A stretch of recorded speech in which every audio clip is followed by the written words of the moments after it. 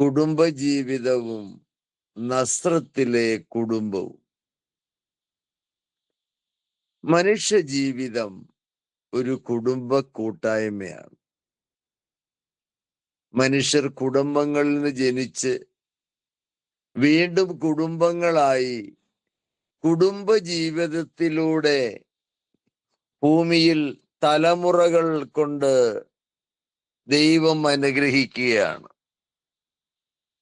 അബ്രാഹത്തോടും ഇസഹാക്കിനോടും വാഗ്ദാനം ചെയ്തത് അത് തന്നെയായിരുന്നു. തലമുറ തലമുറ നിങ്ങളെ ഞാൻ അനുഗ്രഹിക്കും. പാപം ചെയ്താൽ 7 തലമുറ നിന്നെ ഞാൻ ശിക്ഷിക്കും. ഇത് കർത്താവിന്റെ വാഗ്ദാനമാണ്. ദൈവത്തിന്റെ വചനം അനുസരിക്കാതെ വന്നാൽ നാം ശിക്ഷിക്കപ്പെടും. ദൈവകൽപ്പനകൾ അനുസരിച്ചാണ് നാം ജീവിക്കുന്നെങ്കിൽ 1000 തലമുറകൾ ഈ ഭൂമിയിൽ നാം ജീവിക്കും. നമ്മുടെ ഹൃദയമാണ് ദേവാലയം.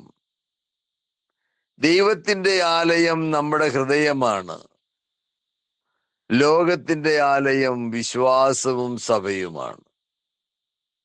ക്രിസ്തുവിലാണ് നാം വിശ്വസിക്കുന്നതെങ്കിൽ ദൈവത്തോടു കൂടെയാണ് നാം വസിക്കുന്നത്. ക്രിസ്തുവിൽ നാം വിശ്വസിക്കുന്നില്ലെങ്കിൽ നാം വെറും ജഡീകരു മാത്രമാണ്. ജഡമോഹങ്ങൾ നിങ്ങളെ കീഴ്പ്പെടുത്താതിരിക്കുവാൻ ഉണർന്നിരുന്ന് പ്രാർത്ഥിക്കുവിൻ. Praise the Lord.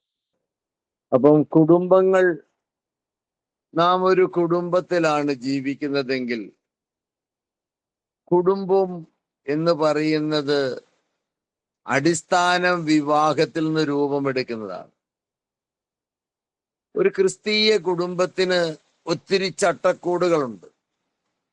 കൂദാശകളുണ്ട്, കൗദാശികളുണ്ട്, പ്രാർത്ഥനകളുണ്ട്, സാമ്പത്തികമുണ്ട്, മാനുഷികമുണ്ട്, ശാരീരികമുണ്ട്, ആത്മീകമുണ്ട്, ദൈവീകമുണ്ട്. ഇതെല്ലാം നമ്മൾ അടിസ്ഥാനമായിട്ട് പോവുകയാണെങ്കിൽ ഏറ്റവും നല്ല കുടുംബം പരിശുദ്ധ മാതാവിന്റെ കുടുംബമായിരുന്നു. യേശുവിനെ ഗർഭം ധരിച്ച കുടുംബം. കന്യക ഗർഭം ധരിച്ചു, ഇമ്മാനുവേൽ, ദൈവം നമ്മോട് കൂടെ എന്ന ഏറ്റവും വലിയ കുടുംബം അടിസ്ഥാനമിട്ടതാണ് പരിശുദ്ധ മാതാവ്. പരിശുദ്ധ മാതാവിന്റെ കുടുംബാന്തരീക്ഷം പ്രാർത്ഥനയും ജോലിയും തീഷ്ണതയും സത്യസന്ധതയും ദൈവഭയവുമായിരുന്നു ആ കുടുംബത്തിന്റെ അടിസ്ഥാനം. ദൈവഭയമായിരുന്നു അവിടുത്തെ അടിസ്ഥാനം. അവർ ദൈവത്തെ ഭയപ്പെട്ട് ജീവിച്ചിരുന്നു. സ്വാതന്ത്ര്യമുണ്ട്, പക്ഷേ അവർ ദൈവത്തെ ഭയപ്പെട്ടിരുന്നു. അവർ സ്വതന്ത്രരായിരുന്നു, എങ്കിലും അവർ ക്രിസ്തുവിനെ പ്രതി ആ സ്വാതന്ത്ര്യം ഒരിക്കലും ഉപയോഗിച്ചിട്ടില്ല. ഇങ്ങനെ നമ്മുടെ ഹൃദയം പൂർണ്ണമായിട്ടൊരു കുടുംബത്തിലേക്ക് നയിക്കപ്പെടുകയാണെങ്കിൽ യേശുക്രിസ്തു ജനിച്ചത് ഒരു കുടുംബത്തിൽ തന്നെയാണ്. ദൈവം അരൂപിയിൽ നിന്ന് രൂപത്തിലേക്ക് വരുന്നത് കുടുംബജീവിതത്തിൽ നിന്നാണ്. അല്ലെങ്കിൽ നാം ഇപ്പോഴും അന്ധകാരത്തിൽ കഴിയും. കർത്താവിന്റെ പ്രകാശം നമ്മുടെ ആത്മാവിനെ പ്രകാശിപ്പിക്കുമ്പോൾ നാം പുതിയ സൃഷ്ടിയായി തീരുകയാണ്. ഒരു പുതിയ കുടുംബമാകുകയാണ്. നന്മയാണ് കുടുംബത്തിന്റെ അടിസ്ഥാനം. സ്നേഹമാണ് കുടുംബത്തിന്റെ നിലനിൽപ്പ്.